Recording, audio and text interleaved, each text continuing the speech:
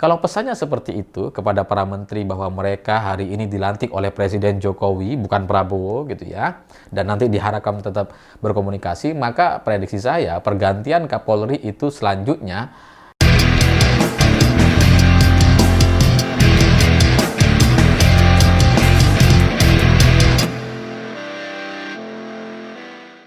Selamat malam semuanya. Hari ini Yasona Lawli resmi di-reshuffle atau diganti dari Kabinet Jokowi. Dan pergantian ini bagi saya adalah semacam konfirmasi atas isu-isu yang sebelumnya beredar di media dalam beberapa minggu terakhir ini terkait kemarahan Presiden kepada Menkumham atau Yasona karena tiba-tiba mengesahkan SK perpanjangan DPP PDI Perjuangan yang baru tanpa pemberitahuan atau komunikasi dengan Presiden Jokowi. Dan bahkan katanya sempat dibentuk tim kaji untuk melihat apakah memungkinkan untuk membatalkan SK yang sudah terlanjur dikeluarkan itu. Meskipun ini sudah dibantah sama pihak istana gitu ya, tapi dengan adanya reshuffle dan pergantian ini kemudian membuat kita jadi berpikir kayaknya bener tuh. Kayaknya Pak Jokowi emang marah gitu ya, dan kita nggak tahu marahnya itu karena apa. Apa karena tidak ada komunikasi atau pemberitahuan gitu ya, atau karena munculnya nama-nama baru di struktur DPP PDI Perjuangan yang baru. Karena ada Adian, ada Ahok, ada Ganjar, ada Ronita Lapesi bahkan gitu ya, yang sangat baru di wajah PDI Perjuangan gitu. Kalau Adian, Ahok, Ganjar kan kita sudah tahu mereka-mereka ini adalah kader gitu ya, sudah lama. Tapi Ronita Lapesi ini agak baru gitu ya. Memang kita sudah tahu di kasus Richard Eliezer beliau menjadi lawyers gitu ya. Tapi di PDI Perjuangan ini menjadi satu wajah baru gitu ya, yang tiba-tiba jadi ketua DPP misalkan. Itu mungkin Pak Jokowi jadi mikir, kenapa Ronita Lapesi? Kenapa bukan saya misalkan? Misalkan. Ya karena lebih dulu Pak Jokowi kan sebagai kader gitu ya. Udah puluhan tahun kader nggak jadi ketua DPP. Ronita Lapesi tiba-tiba jadi gitu kan. Ya mana tahu gitu kan. Tapi di luar soal reshuffle ini, memang kemarahan dari pihak penguasa itu sudah terasa gitu ya. Karena setelah struktur DPP PDI Perjuangan yang baru itu disahkan, itu memang kan muncul isu soal anak Yasona yang punya monopoli bisnis di lapas. Dan kemudian anak Yasona ini dilaporkan oleh KPK. Itu sangat terasa sekali kemarahan dari pihak penguasa gitu. Karena di luar soal alasan-alasan pribadi atau pilihan atau perbedaan politik dengan presiden sebagai individu, sebagai orang, sebagai orang per orang gitu ya, saya nggak melihat adanya kepentingan untuk mengganti Yasona atau mengganti menteri-menteri yang lain ini jelang berakhirnya Presiden Jokowi. Karena tinggal 2 bulan lagi, Oktober udah ganti gitu. Kenapa sekarang ganti menteri? Ya karena 2 bulan lagi itu sangat tidak berdampak gitu ya, dari segi apapun lah gitu. Misalkan dari PDI Perjuangan gitu ya, kalau ada satu menteri diganti, dampaknya ya nggak kerasa gitu. Ya, karena satu menteri diganti, masih ada banyak menteri yang lain di sana. Dan ini cuma 2 bulan aja gitu. 2 bulan nggak signifikan. Mau kerja ya dia nggak berdampak gitu ya. Kalau kemudian dilihat dari sisi kepentingan logistik atau keuntungannya juga nggak terlalu kerasa gitu kan.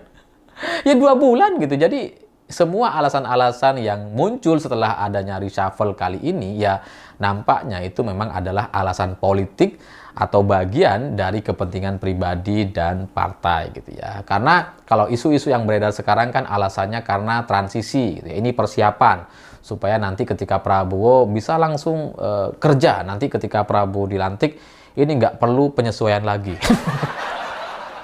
Ya kalau alasannya seperti itu gitu ya, maka seharusnya semua menteri hari ini ganti aja tuh. Ganti dengan menterinya Prabowo gitu. Atau jangan-jangan ini udah komplit nih gitu ya. Menteri Prabowo yang sekarang ini ada misalkan ya. Ya mana tahu gitu kan.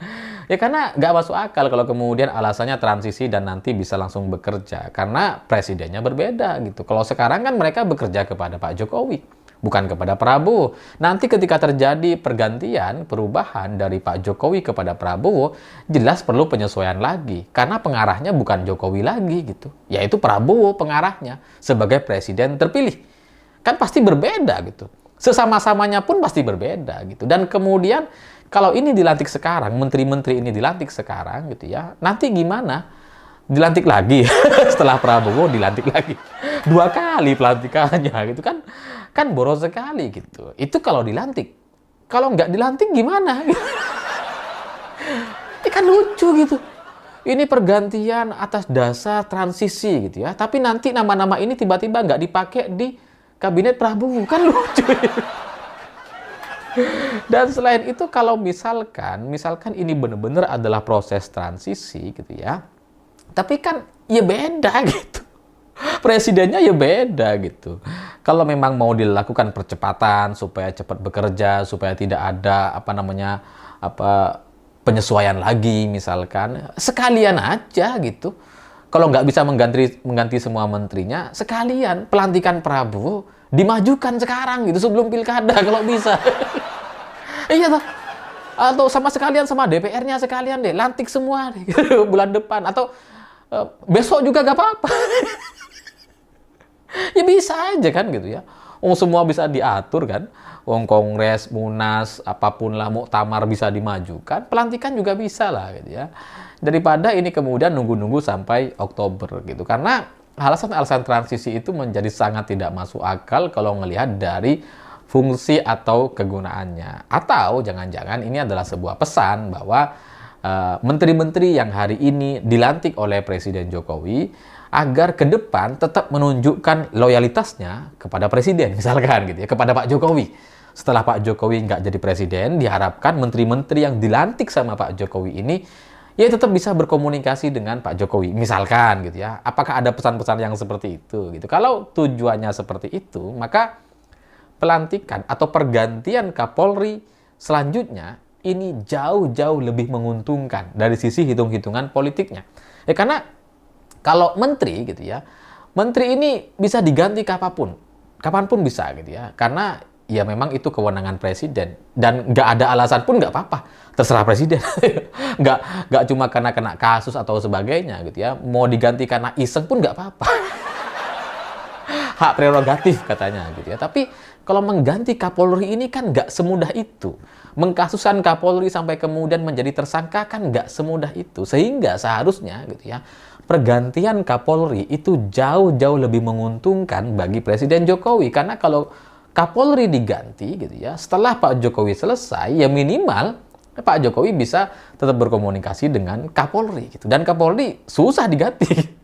Harus ada alasan yang sangat-sangat jelas gitu ya. Bukan karena tiba-tiba atau hanya sebatas keinginan presiden. Nggak bisa gitu kan. Nggak bisa sembarangan gitu. Kalau menteri bebas, sembarangan pun nggak apa-apa gitu. Nah, kalau pesannya seperti itu kepada para menteri bahwa mereka hari ini dilantik oleh Presiden Jokowi, bukan Prabowo gitu ya, dan nanti diharapkan tetap berkomunikasi, maka prediksi saya pergantian Kapolri itu selanjutnya ya dipastikan sebelum pelantikan presiden yang baru atau bahkan sebelum pilkada. Kita nggak tahu gitu, kita lihat saja gitu. Tapi dari semua atraksi politik hari ini yang kemudian terjadi reshuffle jelang-jelang akhir kepemimpinan Presiden Jokowi itu menjadi tidak ada gunanya bagi kita semua.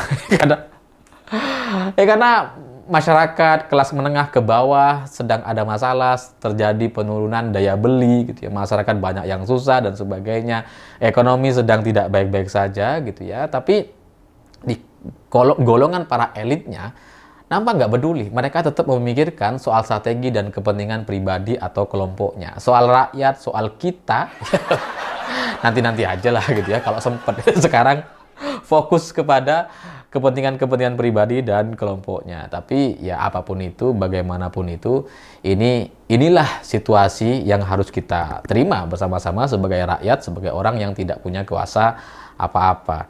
Dan selebihnya kita lihat nanti apakah akan terjadi pergantian Kapolri atau ini hanya sebatas menteri-menteri saja. Tapi kalau hitung-hitungan politiknya semestinya ya lebih baik Kapolri itu segera diganti dan kemudian membuat efek atau keuntungan kepada Presiden Jokowi selanjutnya meskipun beliau sudah tidak menjadi presiden. Ya nggak tahulah gitu ya. Negeri ini adalah negeri yang milik para elit saja gitu ya. Kita nggak ada urusan dengan itu.